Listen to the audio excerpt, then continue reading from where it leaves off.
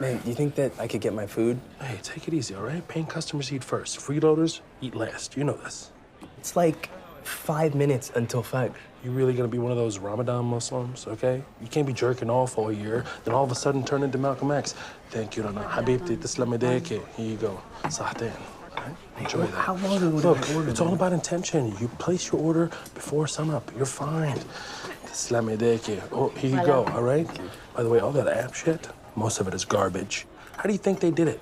Back in the time of the Prophet. Look at that. That's how they did it. That's real Muslim right there. That's old school. Walk out, sun's up. Hey, guess what, guys? Don't eat. Sun's down, eat. It's very simple. You don't have to complicate things. Right? He knows what I'm saying. Is it time? Too much light pollution. Can't tell if it's the sun or that new Target that opened up on 17. That shit glows, man. So I stopped eating an hour ago just to be safe. We talked about this backstage. I'm not going to diss you, but as someone who grew up in New York, it takes place in New Jersey, and I feel bad for you about that. You know, it's amazing. It's harder to defend New Jersey than it is to defend Islam. People are like, there's 2 billion Muslims. We're sure a lot of them are peaceful, but no one gives New Jersey a break. I mean, it's crazy. Yeah. And almost no one in New Jersey is peaceful. No. But in this show, it's an interesting premise the way you do this, because it looks at a side of Muslim Americans, and it looks at you know, that famous tri-state bullshit competition and all that stuff.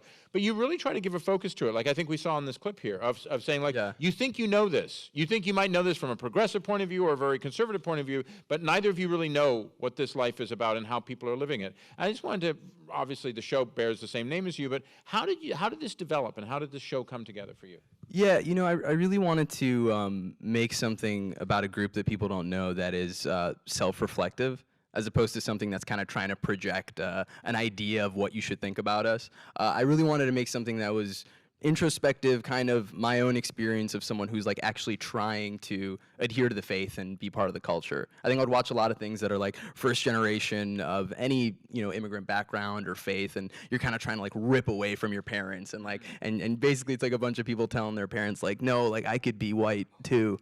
And that wasn't really my experience. Mine was like, I want this to be in my life, but I want to explore that area, right? There's like what you do, and then there's what you believe, and there's kind of that space in between, and so it was really exciting to make something that shows characters struggling with that. But I also think, too, is, you know, I think that's one, in the case of the show, is particular to a Muslim from New Jersey. I mean, that's a universal thing. Yeah. I mean, that's, you know, there's Catholics who talk about, well, I feel this day, the Pope is against same-sex marriage, or the church is against abortion. Yeah. I'm not on board with them, but I love the music, yeah. You know, and they go every Sunday because of that, or they make sure their kids are baptized, et cetera, et cetera.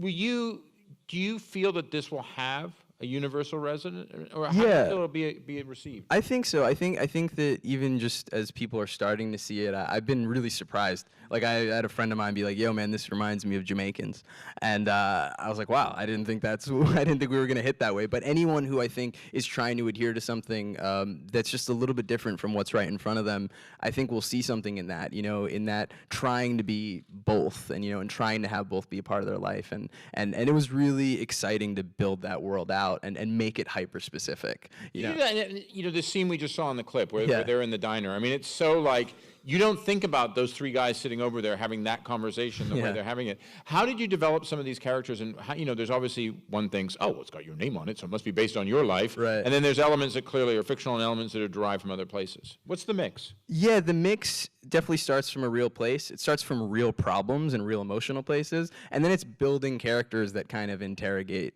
my intentions and interrogate what I'm trying to do. And so a lot of what's happening in the world is everyone's kind of like looking at each other and bringing up certain things that I've always wanted to be brought up, and that's just the nature of this, like, this friendship. It's really us like interrogating each other so we can kind of get to the core of it, and it's just, yeah, it's like a really fun dynamic.